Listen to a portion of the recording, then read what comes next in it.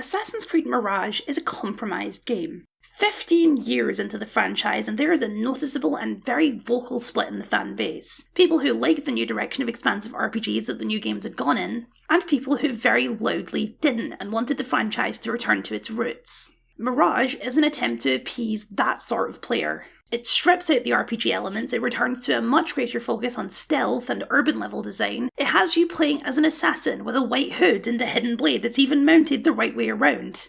It's also a direct prequel to Valhalla with major story moments that aren't going to make much sense if you haven't played that game all the way to its finale. It's a compromise between old and new, and while that sounds like a recipe for disaster, the worst of both worlds, Mirage is actually much better than it has any right to be.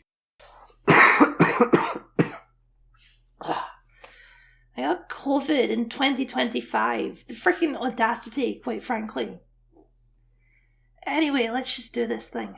I hate nostalgia. I've said it before and I'll say it again. Nostalgia is brain poison to critical analysis. The Assassin's Creed fanbase is drowning in a pool of nostalgia and has been for almost an entire decade at this point, glorifying a past that, as I hope I've demonstrated throughout the series, was not actually meaningfully better than anything that came out after, and in fact was in many ways worse. But nostalgia hides flaws and makes you see things that aren't actually there. It gives you positive associations that you wouldn't actually have if you played it fresh today.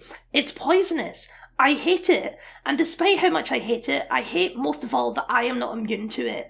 Assassin's Creed Mirage is a product born of nostalgia, a game for an audience yearning for a mythical return to form, borrowing heavily from Assassin's Creed 1 in particular for its visuals and its setting and its story. Appropriately, this return to form is a mirage. There is no going back to 2007, the game industry and the franchise has changed too much to ever go back to the way things were. Even in its simplicity, Mirage is a much more complicated game than Assassin's Creed 1 ever was. And it's that truth that I think saves Mirage for me. In all my cynicism about nostalgia and its seemingly endless death grip on the industry, I sometimes forget that it can actually be done well sometimes. Mirage is hardly my favourite game in the series, but it is a perfectly solid game that can stand on its own without a reliance on nostalgia. And if you open your heart to it, the nostalgia can only enhance the experience. Even if I tend to reject this yearning for the past, there is value sometimes in embracing it. So, let's talk about Assassin's Creed Mirage.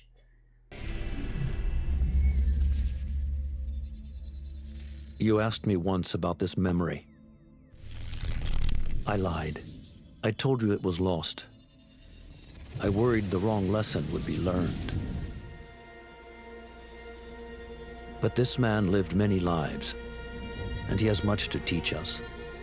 Mirage is the story of Basim ibn Ishaq, the mysterious weirdo who you probably punched in the face back in Valhalla. Mirage takes place around 20 years before the start of Valhalla, showing how Basim became the mysterious manipulator that he was across that game's story. Basim was probably the most interesting character in Valhalla, both a villain and, in the end, protagonist, so exploring his backstory feels like a completely natural place for the story to go, considering how important he's likely to be to the ongoing narrative of the games, although given their track record with such things, who knows. It also means that most players have a lot of knowledge coming into the game that will heavily influence how you perceive the story and Basim in particular. Because if you've played Valhalla to its conclusion, then you know that Basim is a reincarnation of the Norse god Loki. And having played another reincarnation last time, you might have some ideas of how that will work. The game takes its time to come around to all that, although not nearly as long as Valhalla did because Mirage is a much shorter game than the previous few entries, telling a more concise narrative that can be wrapped up in 20 hours rather than 100.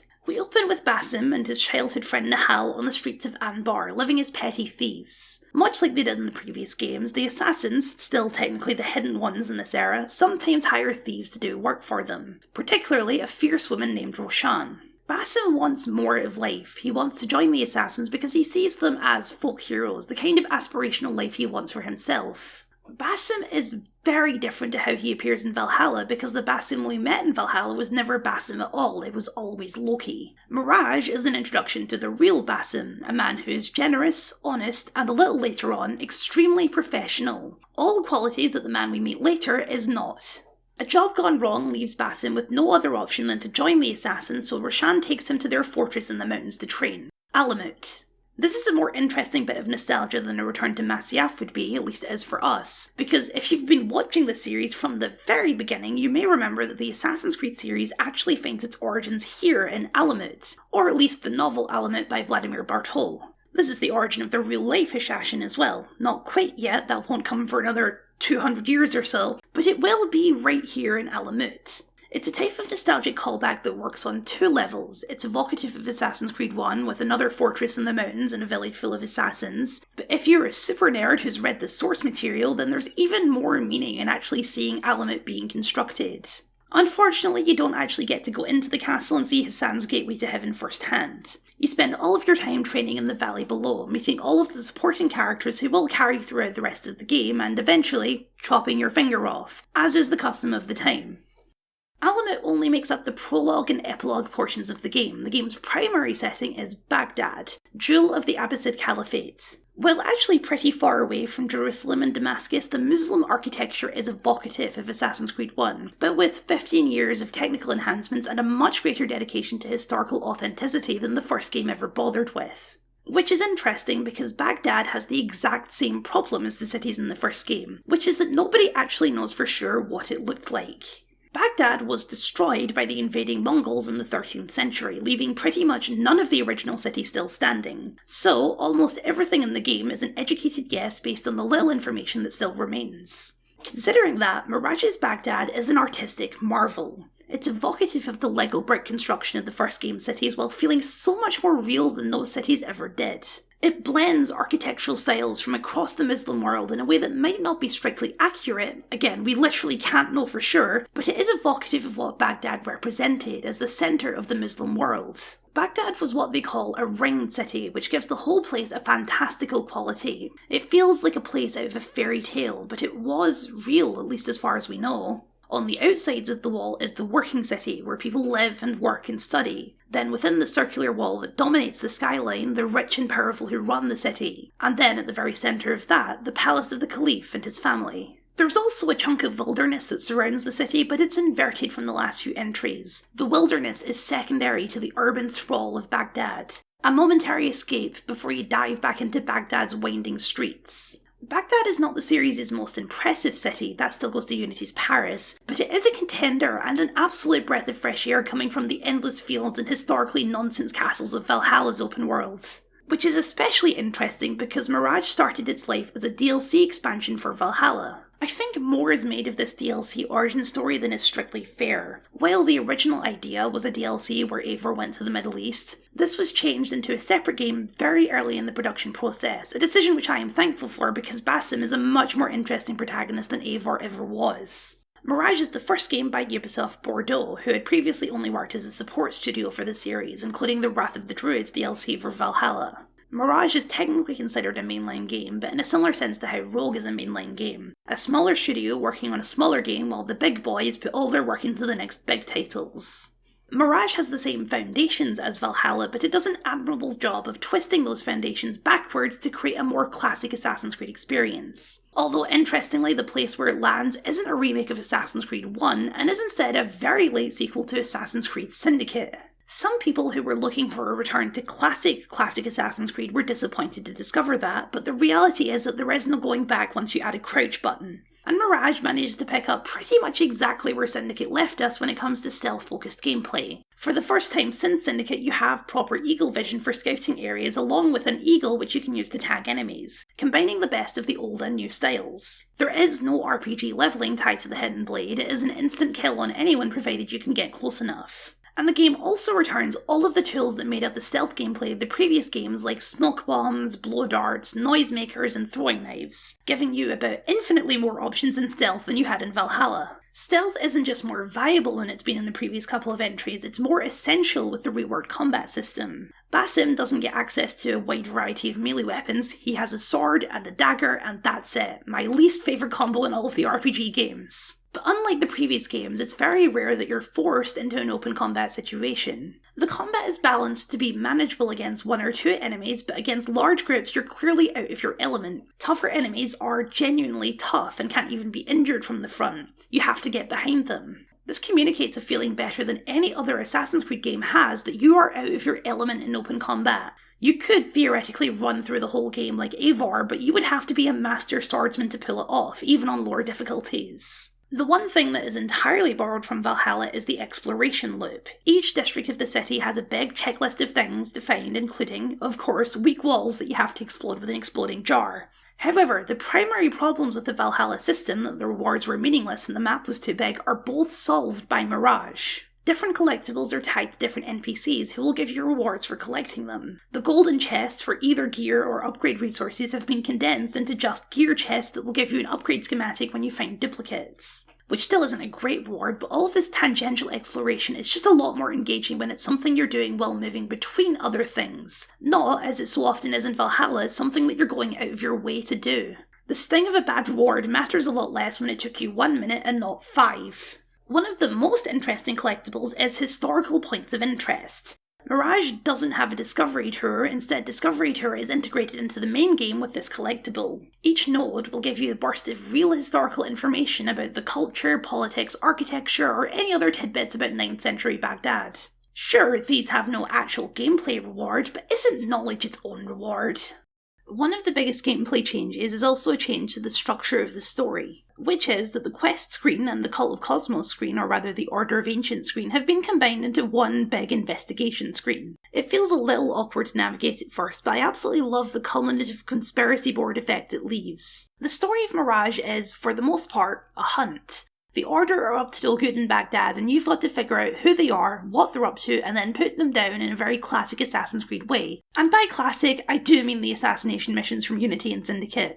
Gameplay and structure-wise, this is all well and good, but undoubtedly the Order of Ancients are the weakest part of the narrative this time around. The idea is supposed to be that when Basim and Nahal accidentally killed the Caliph at the start of the game, they destabilised the nation enough for the Order to rise to power. The problem is that this supposed chaos is never really felt across the city. It feels like just another day in Baghdad, and it seems as though the Order have already been in power for a good long while. The Order lacks a clear goal. They're looking for Isu artifacts, just like always, particularly memory discs of the same kind that Altair will go on to use in Revelations, which is a fair enough callback considering that Altair originally picked those up from Alamut. The Order don't seem to have a plan after that though, beyond their usual wiping out the assassins and taking over the world. But how collecting a bunch of memory fragments helps them do this, it doesn't seem like even they know. Mirage also suffers from the same issue that Rogue did, that it's much more tied to Assassin's Creed lore than it is to the history of its setting. Like any historical era, the Golden Age of the Abbasid Caliphate is full of potential stories, but there's only a few real historical figures, and they are annoyingly minor characters. The assassination of the Caliph at the start of the game was a real event, although historically it was a little more orchestrated than shown in-game. In fact, at least one of your targets was an active member of that conspiracy. But as mentioned, the Caliph's death has shockingly little impact on the plot. The really annoying inclusion is Ali ibn Muhammad and the Zanj Rebellion, one of the largest slave rebellions in history. It's nice that we're acknowledging the existence of slavery again, there's even a bunch of side missions to kill slave masters. And it makes sense that the assassins would have a stake in this rebellion. But the game is shockingly vague about, what the rebellion actually is, or what the reasons behind the rebellion actually are. It is a complicated historical event. Some historians argue that it shouldn't actually be called a slave rebellion, since the Zanj, which was a word used to describe black people from Southeast Africa in a general sort of way, were not all slaves. A lot of the rebels were free men who even owned slaves themselves. However, that doesn't mean they weren't oppressed by the Abbasid Caliphate. History is complicated. As a historical figure to focus on, Ali ibn Muhammad is an obvious choice because he's an extremely enigmatic character. His life before leading the rebellion is up for speculation, but what we do know is that he was neither a Zanj nor native to the lands where the Zanj were living and working. His motivations also depend on who's telling the story. Either he was a good Samaritan and a true believer in freedom, or he was an opportunist exploiting a delicate situation to consolidate power. The game's portrayal is actually really good in this regard because it seems like he could swing either way. He is a dick who doesn't seem to care all that much when his second-in-command is executed, but that doesn't mean he's a liar who doesn't believe in the cause he espouses. Which is, don't worry about it.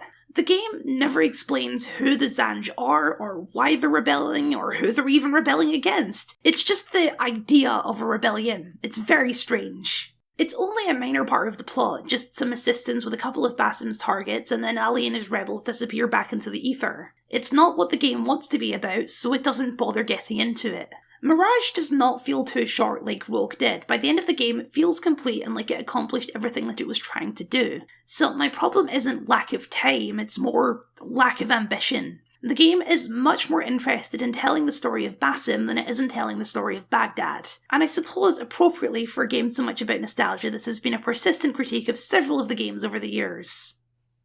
As a prequel, Mirage leans heavily into themes of predestination. You know where Basim is going to end up, who he's going to end up becoming, and the game is all about setting up that deck of cards knowing that it's all going to come tumbling down. Basim is haunted by a Djinn, a demon who haunts his nightmares. And this Djinn is what we in the business call a metaphor pinata, absolutely filled to bursting with metaphors, this guy.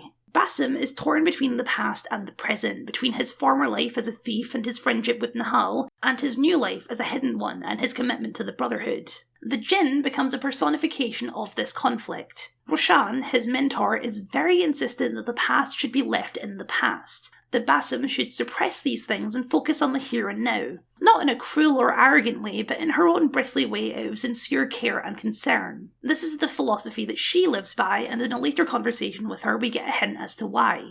What was it like? The first time you took a life?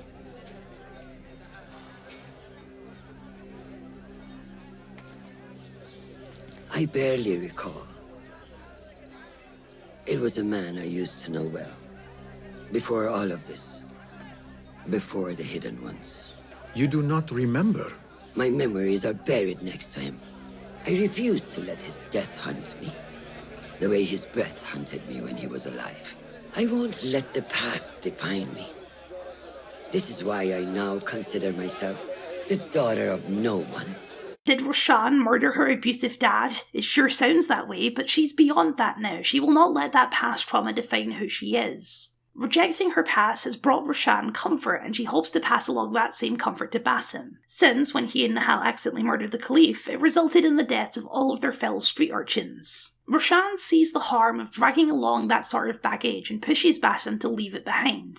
On the other side is Nahal, who not only pushes Basim to cling to his past, but to dig deeper. Why did that disc activate to his touch, and why do the symbols on it seem so familiar to him? The dramatic irony at work here is that, of course, Roshan is absolutely correct. The digging into this past is a terrible idea that will destroy Basim, but he can't possibly know that.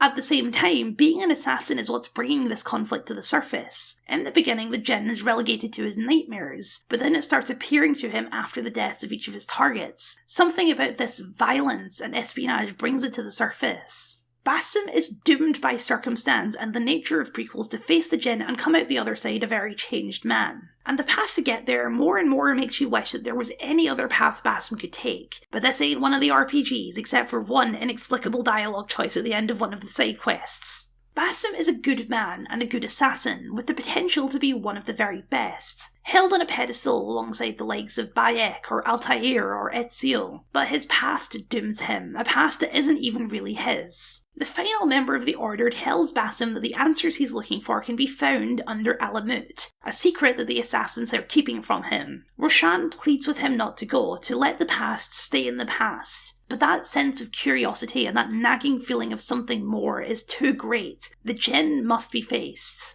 As it turns out, under Alamut is an ancient Isu prison, a prison where Loki was held and tortured. And that's only one of many revelations to be had down here. The game leaves a lot of this up for interpretation, which I love. In fact, it never actually says the name Loki, and instead bases most of this in Islamic mysticism and imagery, which I think is the correct choice for this game. Basim reaches the room where he was once held and pries it open to find Nahal, and that's when things all go a bit Inception. It is possible to figure out this twist before the finale. I had my suspicions around the midpoint, but Nahal never actually existed. She, just like the male Eivor in the last game, is the personification of Loki within Basim's consciousness. This is why she seems to sweep in and out of scenes across the world with no real explanation for why she's there. It's why no one else ever actually talks to Nahal directly, and it's why she's always pushing Basim to uncover his past and find out who really is. The reason Loki isn't taking the direct approach like Odin did is because of the Djinn, a manifestation of the trauma and repressed memories of Loki's time in prison. A time they very much do not want to remember. It's left ambiguous who the torturer is, but I'm going to assume it was probably Odin, considering just how much he wanted to murder Eivor back in Valhalla. There is no big boss fight with the Djinn, there is acceptance of it. It's a part of him, just as Nahal is a part of him. And in the end, all three of these entities merge to create something new, or rather, something old.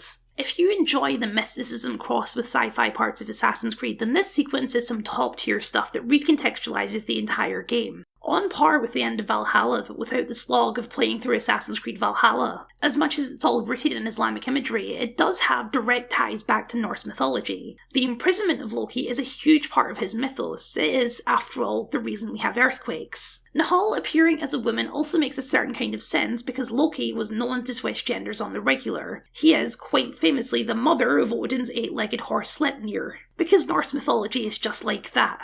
Or perhaps there's something to the idea that all of the Isu have both a male and female aspect, like Eivor and Odin. Something to watch for in future games, I suppose. It's also just so Loki. Odin was a pompous, self-entitled jackass, so he took a more hands-on approach to trying to take over Eivor. But Loki is a subtle manipulator. He managed to trick Basim into giving over his body and mind willingly. The final sequences showing Basim returning to the Assassins are excellent because while it's never stated outright, it's so obvious from his shift in attitude and even body language that he is no longer the same man. He is now Loki, and in a delightfully cheesy moment that I love, the only one that can tell is his pet bird.